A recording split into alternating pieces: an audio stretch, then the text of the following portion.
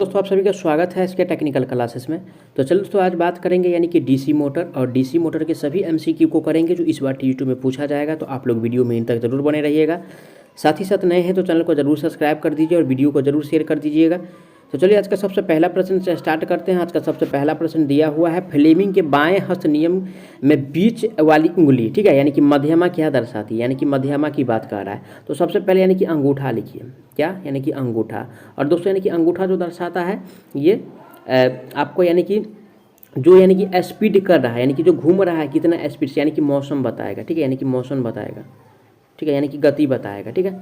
और उसके बाद लिखिए यानी कि तर्जनी, क्या लिखना है, यानी कि तर्जनी। और उसके बाद लिखिए यानी कि मध्यमा, ठीक है, मध्यमा, ठीक है, यानी कि तर्जनी और मध्यमा।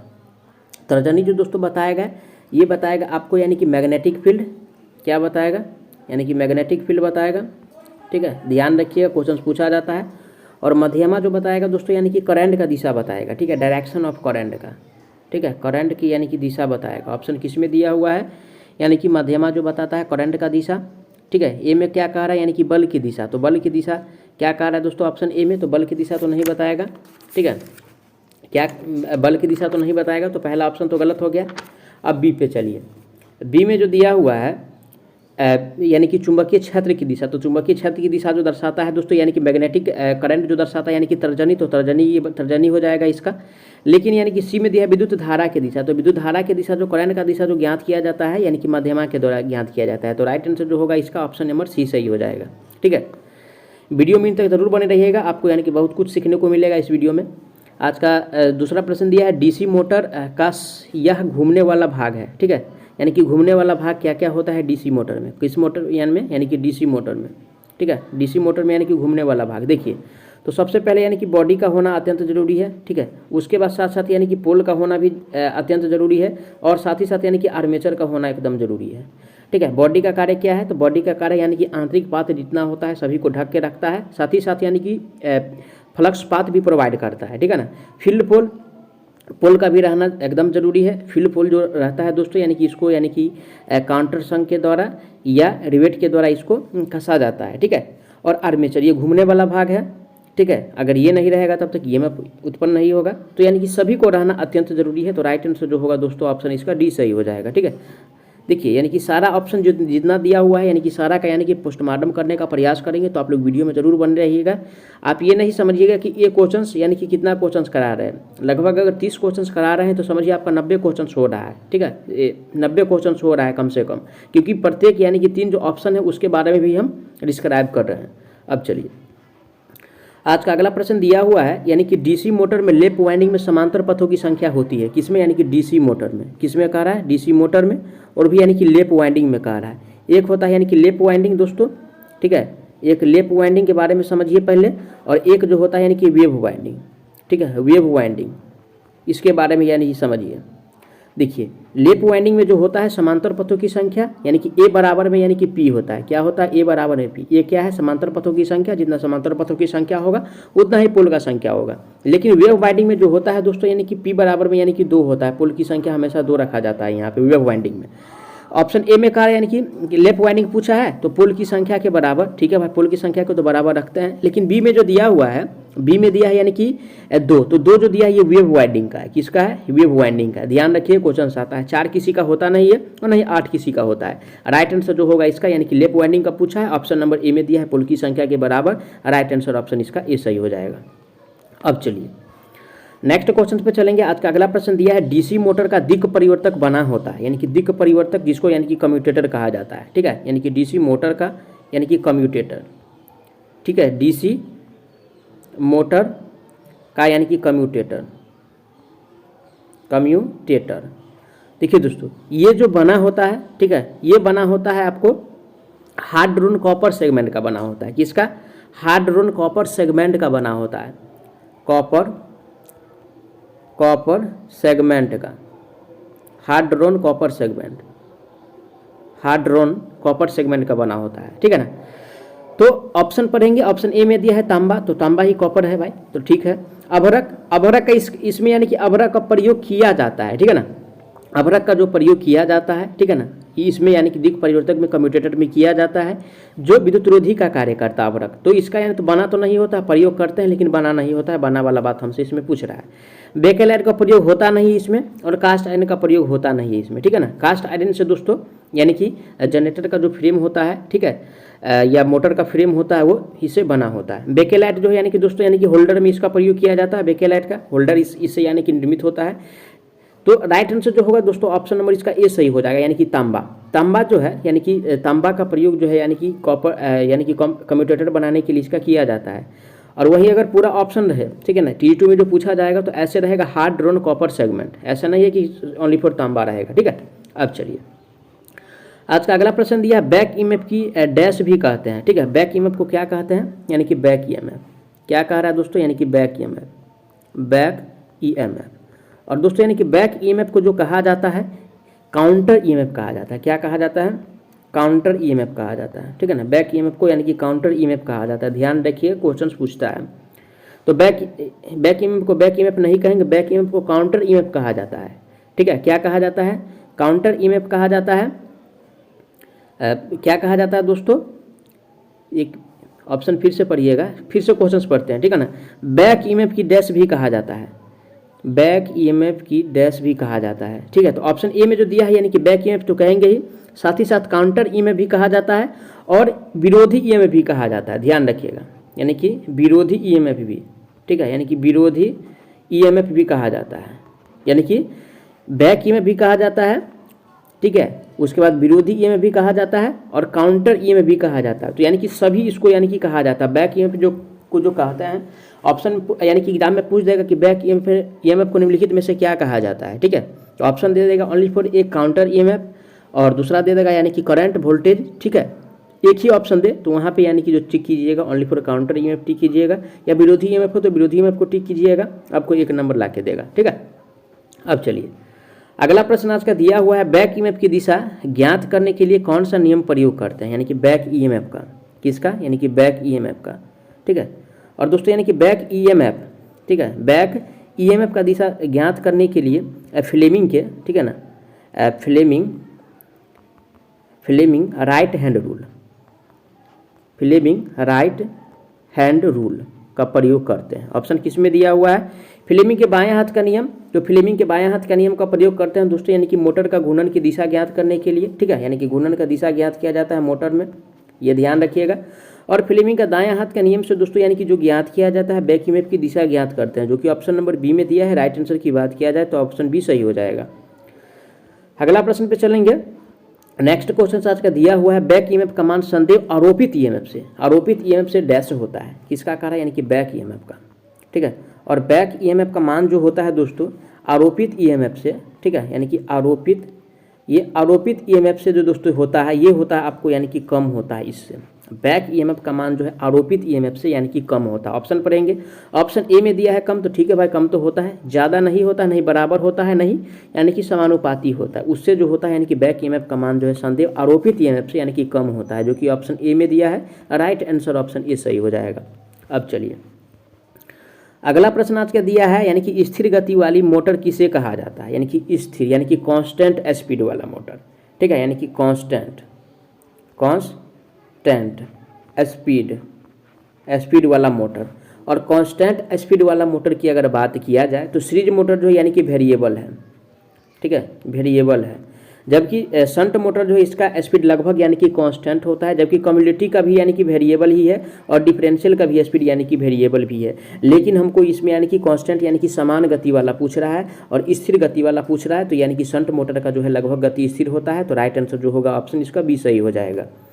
नेक्स्ट क्वेश्चन पे चलेंगे। आज का अगला प्रश्न जो दिया हुआ है, आर्मेचर तथा फील्ड वाइंडिंग्स के प्रतिरोध से कौन सी क्षति होती है, ठीक है। आर्मेचर और तथा यानी कि फील्ड वाइंडिंग, ठीक है, यानी कि आर्मेचर और प्लस में यानी कि फील्ड वाइंडिंग, आर्मेचर तथा यानी कि फील्ड वाइंडिंग, आर्मेचर तथा फील्ड वाइंडिंग के प्रतिरोध में कौन सी क्षति होती है। तो दोस्तों यानी कि इस प्रतिरोध में जो क्षति होता है यानी कि ताम्र क्षति होता है। कौन सा क्षति, यानी कि ताम्र क्षति, जिसको यानी कि कॉपर लॉस कहा जाता है। ध्यान रखिएगा, ठीक है, यानी कि कॉपर लॉस होता है। आर्मेचर और फील्ड का कह रहा है। आर्मेचर में क्योंकि ये घूमने वाला भाग है, ठीक है ना, तो इसलिए यानी कि इसमें जो होगा दोस्तों यानी कि कॉपर क्षति होगा। ऑप्शन किस में दिया है, कॉपर क्षति, ऑप्शन नंबर ए में दिया है, राइट आंसर ऑप्शन ए सही हो जाएगा। जबकि दोस्तों यानी कि बी में जो दिया है लोह क्षति और यांत्रिक क्षति, लोह क्षति दोस्तों यानी कि कोर में होता है, ठीक है ना। नेक्स्ट क्वेश्चन पे चलेंगे। आज का अगला प्रश्न जो दिया हुआ है यानी कि लोड परिवर्तन का प्रभाव किस क्षति पर नहीं पड़ेगा, यानी कि लोड परिवर्तन क्या कह रहा है, यानी कि लोड परिवर्तन, ठीक है, लोड परिवर्तन।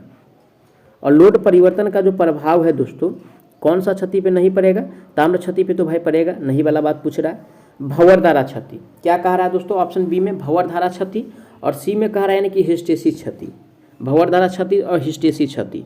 तो यानी कि भंवर धारा क्षति और हिस्टेसिस क्षति पे जो है यानी कि लोड परिवर्तन का प्रभाव नहीं पड़ेगा, ठीक है ना। तो राइट आंसर जो होगा ऑप्शन नंबर किस में दिया है, बी और सी दोनों, ऑप्शन नंबर यानी कि डी में दिया है। करेक्ट आंसर की बात किया जाए तो ऑप्शन इसका डी सही हो जाएगा। अब चलिए अगला प्रश्न है, विद्युत मोटर किस प्रकार की ऊर्जा का रूपांतरण करता है, यानी कि विद्युत मोटर किस प्रकार की ऊर्जा का रूपांतरण करता है विद्युत मोटर, ठीक है। ए में कह रहा है यानी कि यांत्रिक ऊर्जा को प्रकाश ऊर्जा में, ठीक है। बी में कह रहा है यांत्रिक ऊर्जा को प्रकाश ऊर्जा में नहीं बदलता है दोस्त, और बी में दिया है विद्युत ऊर्जा को यांत्रिक ऊर्जा में बदलता है। क्या कह रहा है, विद्युत ऊर्जा को यांत्रिक ऊर्जा में बदलता है। तो राइट आंसर तो यही दिया है कि यानी कि मोटर का जो कार्य है यानी कि विद्युत ऊर्जा को यांत्रिक ऊर्जा में बदलता है। सी में है रासायनिक ऊर्जा को यांत्रिक ऊर्जा में, तो रासायनिक ऊर्जा को यांत्रिक ऊर्जा में भी नहीं बदलता है, और ध्वनि ऊर्जा को यांत्रिक ऊर्जा में भी नहीं बदलता है। तो राइट आंसर जो दिया है दोस्तों ऑप्शन नंबर बी में दिया है। करेक्ट आंसर की बात किया जाए ऑप्शन इसका बी सही हो जाएगा। अगला प्रश्न पे चलेंगे। आज का अगला प्रश्न जो दिया हुआ है, घूर्णन की दिशा डीसी मोटर में यानी कि किस नियम के द्वारा ज्ञात किया जाता है, यानी कि घूर्णन की दिशा। और इससे पहले भी बता चुके हैं कि यानी कि घूर्णन का जो दिशा होगा, है ना, घूर्णन की जो दिशा है, घूर्णन की जो दिशा है दोस्तों ये जो ज्ञात करेंगे फ्लेमिंग के लेफ्ट हैंड रूल से, फ्लेमिंग, ठीक है, लेफ्ट हैंड रूल से। ए में कह रहा है फ्लेमिंग का दायां हाथ का नियम से, तो दायां हाथ का नियम से जो ज्ञात करेंगे दोस्तों यानी कि ईएमएफ की दिशा, ईएमएफ की दिशा, ठीक है। ओम का नियम जो होता है दोस्तों आर बराबर यानी कि भी आर बराबर यानी कि भी बटा क्या होता है, आई होता है, ठीक है, या भी बराबर आई आर होता है, ठीक है ना। और फ्लेमिंग के यानी कि बायां हाथ का नियम जो है इसके द्वारा यानी कि घूर्णन की दिशा ज्ञात करते हैं, जो कि ऑप्शन सी में दिया है। राइट आंसर ऑप्शन सी सही हो जाएगा। अब चलिए अगला प्रश्न आज का दिया है, निम्न में से कौन किसी डीसी मोटर की मौलिक आवश्यकताएं हैं। तो ऑप्शन पढ़ेंगे। ऑप्शन ए में दिया चुंबकीय क्षेत्र, तो चुंबकीय क्षेत्र अत्यंत जरूरी है भाई। आर्मेचर भी अत्यंत जरूरी है, जब तक आर्मेचर नहीं रहेगा तो घूमेगा नहीं, और घूमेगा नहीं तब तक यानी कि ईएमएफ प्रोड्यूस नहीं होगा। कम्यूटेटर तथा ब्रश का रहना भी अत्यंत जरूरी है भाई। और यानी कि सभी यानी कि जितना यानी कि पार्ट्स है इसमें, यानी चाहे चुंबकीय क्षेत्र हो, चाहे आर्मेचर हो, चाहे कम्यूटेटर हो या ब्रश हो, एकदम आवश्यक है यानी कि डीसी मोटर के लिए, डीसी मोटर के लिए, ठीक है, यानी कि डीसी मोटर के लिए सभी आवश्यक पार्ट है, सभी आवश्यक पार्ट है, ठीक है, अवश्य है। राइट आंसर जो होगा ऑप्शन इसका यानी कि डी सही हो जाएगा, क्योंकि डी में दिया है यानी कि सभी। अब चलिए अगला प्रश्न पे चलते हैं। अगला प्रश्न दिया है, क्या होगा अगर किसी पृथक उत्तेजित डीसी मोटर के सप्लाई टर्मिनल को आपस में बदल दिया जाए, यानी कि सप्लाई टर्मिनल को, अभी यानी कि डीसी मोटर में कह रहा है सप्लाई टर्मिनल, और सप्लाई टर्मिनल को जो अगर बदल दिया जाएगा तो डीसी मोटर पे जो प्रभाव पड़ेगा दोस्तों, ए में कह रहा है मोटर डीसी जनित्र की भांति कार्य करेगा, तो डीसी जनित्र की भांति ये कार्य नहीं करेगा, ठीक है ना। अगर सप्लाई टर्मिनल को बदलते हैं तो मोटर की घूर्णन की दिशा जो होगा यानी कि उल्टा हो जाएगा, जिस दिशा से घूम रहा है उसका यानी कि विपरीत दिशा में वो घूमने लगेगा। ऑप्शन बी में दिया है यानी कि मोटर की घूर्णन की दिशा परिवर्तित हो जाती है, ठीक है भाई, ये तो एकदम परिवर्तित होगा। सी में कह रहा है मोटर की घूर्णन दिशा वही रहेगी, तो मोटर की घूर्णन की दिशा वही नहीं रहेगा। जब यानी कि टर्मिनल को बदला जाता है तो इसका फील्ड यानी कि घूमने का दिशा जो होता है, रोटेशन की दिशा जो है यानी कि पलट जाता है, और रुक रुक कर चलेगा, रुक कर भी नहीं चलेगा। जब कैपेसिटर शॉर्ट हो या कैपेसिटर खराब हो तो क्या होगा, मोटर उस स्थिति में यानी कि रुक कर चलता है। अब चलिए अगला प्रश्न दिया है, आरोपित विद्युत वाहक बल तथा डीसी मोटर में प्रेरित विद्युत वाहक बल की आपस में क्या प्रक्रिया होती है, ठीक है ना। क्या कह रहा है, यानी कि आरोपित विद्युत वाहक बल और प्रेरित विद्युत वाहक बल, ठीक है, यानी कि आरोपित विद्युत वाहक बल और प्रेरित विद्युत वाहक बल आपस में जो प्रतिक्रिया होता है क्या होता है वो बताना है। तो देखिए दोस्तों ये दोनों जो है यानी कि विरोध करता है, ठीक है, क्या होता है यानी कि विरोध करता है, यानी कि विरोध करता है। ऑप्शन पढ़ेंगे। ए में कह रहा है यानी कि सहायक करता है तो सहायक नहीं करता है। आरोपित विद्युत वाहक बल जो है यानी कि प्रेरित विद्युत वाहक बल का सहायक नहीं करता है, विरोध करता है। बी पढ़ेंगे विरोधी यानी कि विरोध करने वाला होता है। ठीक है भाई, विरोध तो करता ही है। आरोपित विद्युत वाहक बल जो है यानी कि प्रेरित विद्युत वाहक बल का यानी कि विरोध करता है। ठीक है ना। सी में कह रहा है कोई प्रतिक्रिया नहीं, प्रतिक्रिया होता है। आर्मेचर करंट में वृद्धि करने वाला होता है, ऐसा भी नहीं होता है। राइट आंसर जो होगा दोस्तों ऑप्शन नंबर इसका बी सही हो जाएगा। अब चलिए आज का अगला प्रश्न दिया हुआ है, करंट की मात्रा को जो डीसी मोटर द्वारा स्रोत से ली जाती है ज्ञात होता है। तो दोस्तों यानी कि आईए बराबर जो इसका फॉर्मूला होता है, आईए बराबर जो फॉर्मूला होता है, ध्यान से देखिएगा, ये बहुत महत्वपूर्ण फॉर्मूला है। आईए बराबर भी और माइनस में यानी कि ईबी और बट्टा में यानी कि आरए होता है। ठीक है, आरए होता है। ईबी क्या है तो बैक ईएमएफ है, बैक ईएमएफ है। आईए क्या है तो आर्मेचर करंट है। ये सब ध्यान रखिएगा, आप लोगों को एग्जाम में क्वेश्चंस आएगा। ऑप्शन पढ़ेंगे। ऑप्शन ए में दिया आईए बराबर भी माइनस ए बी बटा आर है, तो राइट आंसर जो दिया है ऑप्शन ए ही में दिया हुआ है। जबकि बी में दिया प्लस वाला, तो प्लस वाला नहीं होगा। ठीक है, ये यानी कि भी बटा R A minus E B, तो आर ए बटा ई बी नहीं होगा, नहीं ई बी बटा आर ए होगा। राइट आंसर ऑप्शन इसका ए सही हो जाएगा। A is the right answer on this question. अब चलिए अगला प्रश्न आज का दिया हुआ है, डीसी मोटर की बनावट है ना। डीसी मोटर की बनावट किसके समान होता है, तो देखिए यानी कि डीसी मोटर का जो बनावट होता है यानी कि डीसी जनरेटर के, डीसी मोटर का बनावट डीसी जनरेटर के समान होता है। बस फर्क इतना ही होता है जो उसका यानी कि फ्रेम, ठीक है ना, फ्रेम का ही फर्क होता है और कुछ का यानी कि बनावट लगभग जो है समान होता है। ऑप्शन पढ़ेंगे। डीसी जनरेटर के समान होता है। ठीक है भाई, डीसी जनरेटर के समान तो ही होता है। डीसी जनरेटर की कोई तुलना नहीं, एकदम है तुलना भाई। डीसी जनरेटर के समान होती है, केवल फ्रेम बनावट भिन्न होती है। ठीक है, राइट आंसर ये भी दिया है। सी पर डी पर लेते हैं, संरचना और फ्रेम संरचना समान होती है, ऐसा नहीं है। ये जो दिया है ऑप्शन नंबर सी में, करेक्ट आंसर इसका यानी कि सी हो जाएगा अकॉर्डिंग टू ऑप्शन के हिसाब से। क्या हुआ, ऑप्शन के हिसाब से सी हो जाएगा कि डीसी जनरेटर के समान होती है, केवल फ्रेम बनावट भिन्न होती है। ठीक है, राइट आंसर ऑप्शन इसका सी सही हो जाएगा। अगर ऑप्शन सी नहीं रहता तो ऑप्शन नंबर ए को यानी कि यहाँ पे टिक करना रहता है। क्या करते हैं, ऑप्शन नंबर ए को यानी कि टिक करते हैं।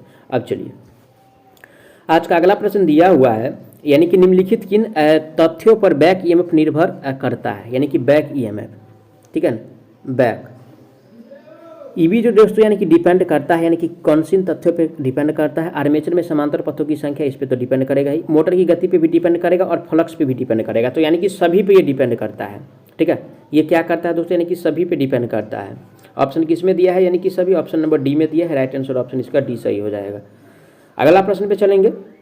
आज का नेक्स्ट क्वेश्चन जो दिया हुआ है, आज का नेक्स्ट क्वेश्चन दिया है, आज का नेक्स्ट क्वेश्चन है यानी कि डीसी मोटर में प्रेरित वोल्टेज। ठीक है ना, डीसी मोटर में जो प्रेरित वोल्टेज होता है, ऑप्शन ए में दिया है प्रयुक्त वोल्टेज का विरोध करता है। क्या कह रहा है ऑप्शन ए में, प्रयुक्त वोल्टेज का विरोध करता है, तो एकदम विरोध करता है यानी कि प्रयुक्त वोल्टेज का। बी में कह रहा है प्रयुक्त वोल्टेज पर कोई प्रभाव नहीं डालता है, नहीं भाई डालता है। सी में कह रहा है प्रयुक्त वोल्टेज के पक्ष में कार्य करता है, तो पक्ष में कार्य नहीं करता है, उसके विपक्ष में कार्य करता है। ठीक है ना। डी में कह रहा है प्रयुक्त वोल्टेज से स्वतंत्र होता है, ऐसा भी नहीं होता। राइट आंसर जो होगा दोस्तों ऑप्शन इसका यानी कि ए सही हो जाएगा। प्रयुक्त वोल्टेज का यानी कि डीसी मोटर में जो है वोल्टेज क्या करता है, वो विरोध करता है। राइट आंसर ऑप्शन इसका ए सही हो जाएगा।